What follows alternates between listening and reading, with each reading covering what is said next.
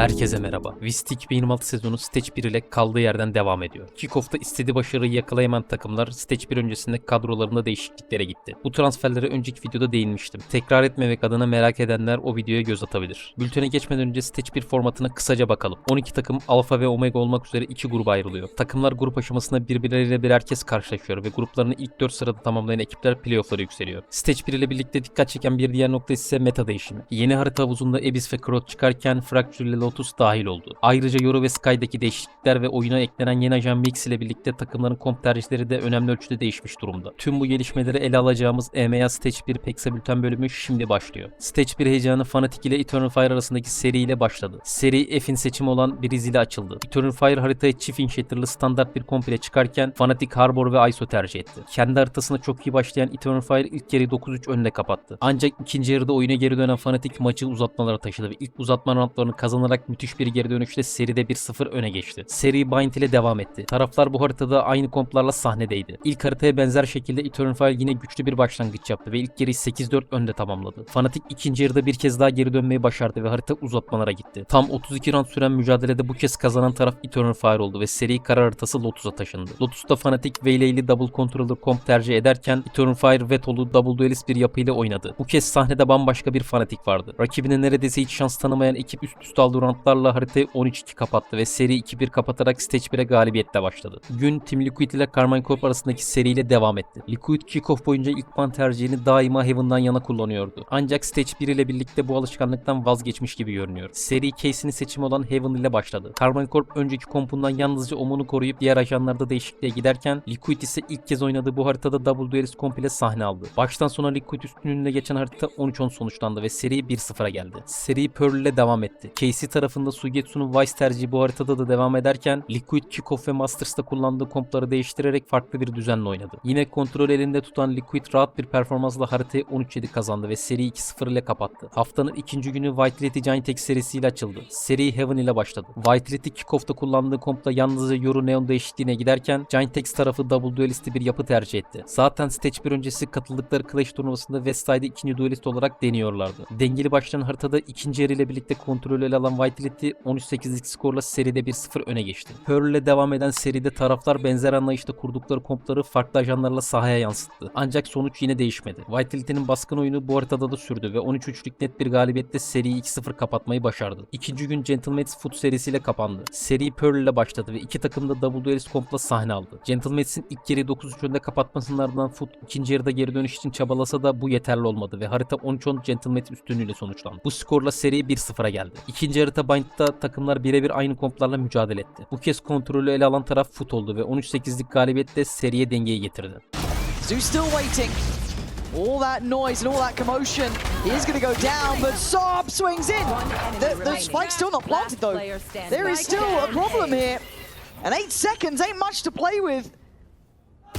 There's no... Serinin kazananı Heaven'da belli oldu. Haritaya çok iyi başlayan Foot üstünlüğünü maç boyunca korudu ve rakibine fırsat tanımadı. 13-6'lık net bir galibiyetle seriyi 2-1 kazanan temsilcimiz Stage 1'e galibiyetle başladı. Haftanın son günü ilk maçında Heretics ile Navi kozlarını paylaştı. Navi'de vize sorunu yaşayan yeni transfer Exit yerine Kolosha sahne aldı. Kolosha daha önce EMEA Clash turnuvasında da Lux için yerini oynamıştı. Seri Navi'nin Pearl seçimiyle başladı. Bu harita aynı zamanda Heretics'in bu sezonki ilk Pearl performansı oldu. İki takımın da Chamber tercihi dikkat çekerken Navi Double Inshatter, Heretics ise Harbor'lu Double Controller bir komp tercih etti. Rakibinin haritasında oldukça rahat bir oyun sergileyen Heretics 13-9'luk skorla seride 1-0 öne geçti. İkinci harita Lotus'ta bu kez Navi sahneye çıktı ve aynı skorla 13-9 kazanarak seriye dengeye getirdi. Serinin kazananı Bind haritasında belli oldu. Başa baş geçen mücadelede Navi son bölümlerde kontrolü ele aldı ve ilk iki haritada olduğu gibi 13-9'luk skorla galibiyete uzanarak seriyi 2-1 kazandı. Seride dikkat çeken noktalardan biri takımların ana duelist oyuncularının 3 haritada da Chamber tercih etmesiydi. Bakalım önümüzdeki haftalarda takımların bu tutumu devam edecek mi yoksa farklı bir yaklaşım görecek miyiz? Hafta BBL Pasifik serisiyle sona erdi. Serinin ilk haritası Split'te iki takım da Double Duelist kompla sahnedeydi. Pasifik kendi seçimi olan haritada BBL'in etkili başlangıcına rağmen ikinci yarıda oyuna ortak olmaya çalıştı. Ancak bu çaba yeterli olmadı ve harita 13-11 BBL zaferiyle sonuçlandı. Serinin ikinci haritası Breeze oldu. Pasifik tarafında Sinet uzun bir aranın ardından Jet tercihine geri dönerken BBL tarafı sezon başından bu yana alışık olduğumuz Double Duelist komp tercihinden uzaklaştı. Bu kez Larok ana rolüne dönerek KO ile sahne aldı. Kendi seçimi olan Breeze'de de kontrol kontrol elinde tutan BBL 13-8'lik galibiyetle seriyi 2-0 kapattı. Kickoff şampiyonu BBL Stage 1'e galibiyetle başlayarak EMEA'da kaldığı yerden devam etti. Rekabetin izlerine F maçıyla başlıyoruz. Fabian'ın kusursuz sprey kontrolü ve Easy'nin karbonu roundu bitiriyor. Direct play on mid to fight through the orb. What a mistake! Fabian has eaten them alive. They say, even still though, two standing. Crashes in a clutch, but that smoke's gonna Spray fade. down with the ISO shield as well. Look at this. He did not see Kayak. That's the nastiest thing I've ever seen. Look at that. You nasty, nasty boy.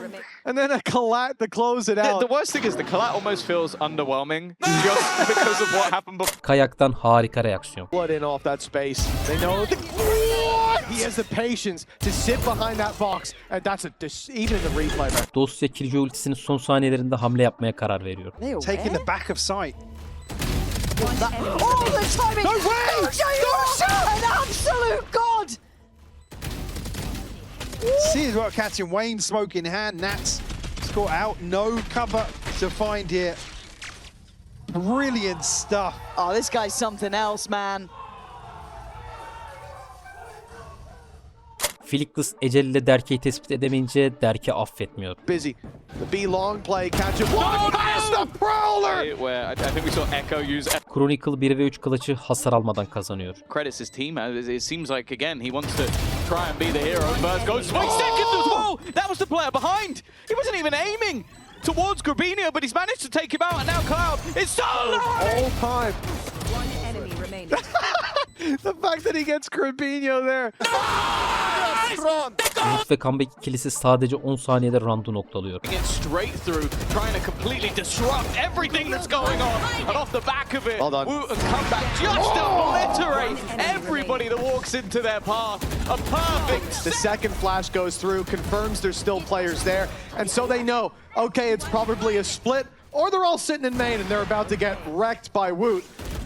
And so they give up this Klorik Astra ultisinden bıçak atıyor. Cosmic Divide as well now as they start to close in the distance. The danger, though, is up close. Chloric is gonna knife through the wall! That's...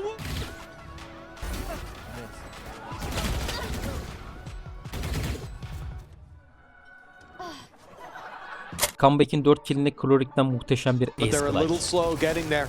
A reset from comeback onto the backside, but... Oh, no!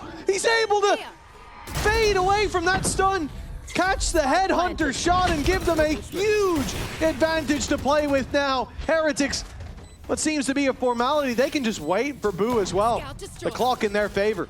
a much bigger advantage than prior and a lot of gaps. Hero looking like he's about to be rounded on, and in fact, it's come back with everything. The quick switch working, only one left to be found. McCork is that one. He's going against everybody. A chance for a clutch of the ages.